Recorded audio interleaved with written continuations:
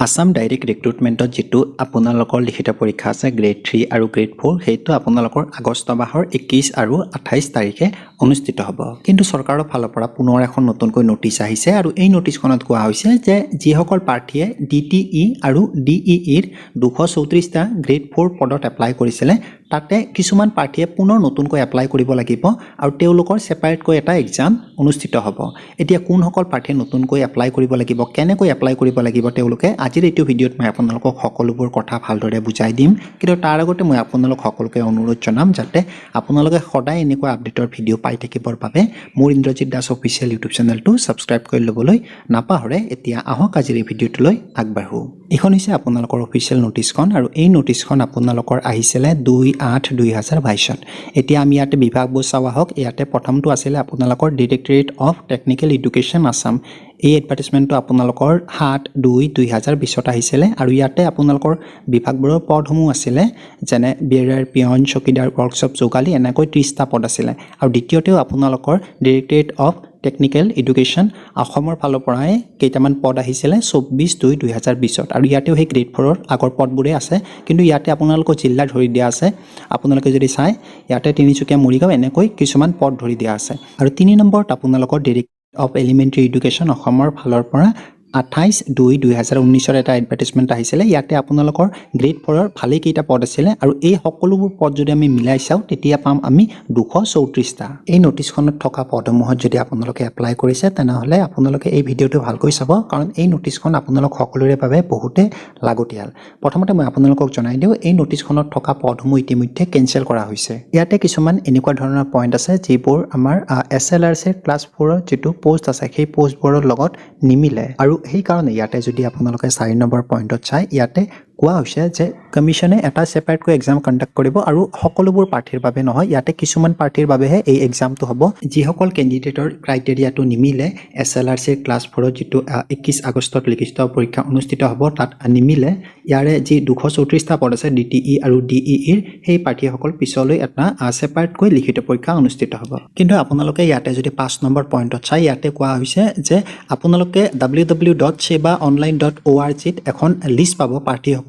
যিসকল প্ৰাৰ্থীৰ নাম আছে এই 234টা পদত তেওঁলোকে এপ্লাই কৰিব পাৰিব DTE আৰু DEE ৰ গ্ৰেড 4 পদসমূহৰ বাবে যিসকল প্ৰাৰ্থীৰ নাম নাই তেওঁলোকে এপ্লাই কৰিব নোৱাৰিব আৰু এই পদসমূহত এপ্লাই কৰিব পাৰিব আপোনালোকে 6 আগষ্ট 2022 ৰ দিনৰ 11 বজাৰ পৰা 16 আগষ্ট 2022 ৰ আবেলি 5 বজালৈ এতিয়া মই আপোনালোকক জনাম যে আপোনালোকে কেনেকৈ এপ্লাই কৰিব পাৰিব কাৰণ এপ্লাই কৰিব লাগিলে আপোনালোকে লগইন কৰিব লাগিব আৰু লগইন কৰিব লাগিলে আপোনালোকৰ এপ্লিকেশন নাম্বাৰ আছে সেইটো লাগিব আৰু এতিয়া আপোনালোকে দেখিছে এই পদসমূহ বহু আগতে আহিছে আপোনালোকৰ এপ্লিকেশন নাম্বাৰটো আপোনালোকে কেনেকৈ পাব মই আপোনালোকক সেইখিনি দেখাই দিছো আৰু আপোনালোকে কেনেকৈ এপ্লাই কৰিব সেইটো দেখাই দিছো এতিয়া আৰু এইখন হৈছে ক্যান্ডিডেট সকলৰ লিষ্টখন ইয়াতে আপোনালোকে আপোনালোকৰ নামটো বাছিব লাগিব আপোনালোকে যদি চাই ইয়াতে 1179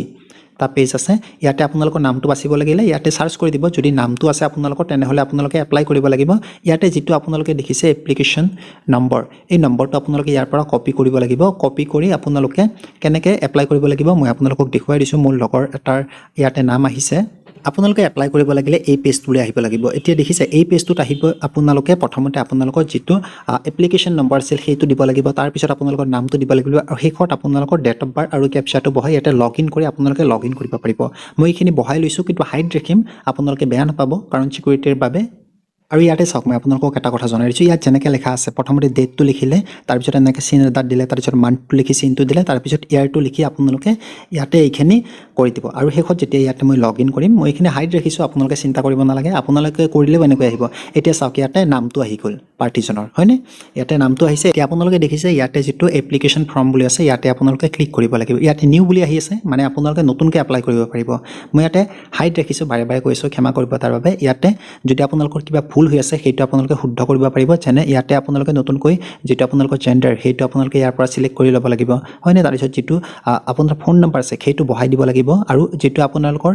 ডিস্ট্ৰিক্ট হেয়া আপোনালোকে ইয়াৰ পৰা বাছি ল'ব লাগিব মই ইয়াতে এনে বহাই দিছো আপোনালোকৰ যি ডিস্ট্ৰিক্ট হয় হেয়া ইয়াতে সকলো ডিস্ট্ৰিক্টৰ নাম আছে আপোনালোকে সেইটো বহাই দিব লাগিব তাৰ পিছত আপোনালোকৰ কাষ্ট কি মানে ক্যাটেগৰী ইয়াতে দিয়া আছে আপোনালোকে জেনাৰেল SC ST এনেকৈ হয়নে আৰু ইয়াতে যদি জেনাৰেল হয় আপোনালোকে চাব জেনাৰেল হলে আপোনালোকে EWS হয় নে নহয় যদি আপোনালোকে হয় ইয়েস দিব লাগিব আৰু আৰু যদি নহয় তেনেহ'লে নো দিব লাগিব হয়নে আৰু এনেকৈ আপোনালোকে এইখিনি বহাই দিব লাগিব এক সাৰ্ভিসমেন হয়নে নহয় আপোনালোকে কিমান পঢ়া বা এডুকেশ্যন কোৱালিফিকেশ্যন কি সেইখিনি দিব লাগিব আৰু আপোনালোকক চাও ইয়াতে এইবাৰ ভাল কৰিছে যে আপোনালোকে কোনটো মানে কোনখন জিলাত এক্সাম দিব বিচাৰে এতিয়া মই যদি বিশ্বনাথ দি দিলোঁ প্ৰথমতে বিশ্বনাথত যিমানটা এক্সাম চেণ্টাৰ আছে তাৰ এটা চেণ্টাৰত মোৰ নামটো আহিব আৰু মই সেই এক্সাম চেণ্টাৰটোলৈ এক্সাম দিব যাব লাগিব হয়নে আৰু ইয়াতে চাওক আপোনালোকক কোৱা হৈছে যে আপোনালোকে আপোনালোকৰ এটা ফটো আপলোড কৰিব লাগিব আৰু দ্বিতীয়তে হৈছে আপোনালোকে এটা সিগনেচাৰ আপলোড কৰিব লাগিব আৰু যি দুটা সাইজ ফটোটো সাইজ 35 KB আৰু যেটো সিগনেচাৰ আছে আপোনালোকৰ সহিটো সেইটো 30 KB হ'ব লাগিব আৰু এইখিনি হোৱাৰ পিছত আপোনালোকে ইয়াতে এটা 12টা 8ৰ পৰা 12টা সংখ্যাৰ এটা পাছৱৰ্ড দিব লাগিব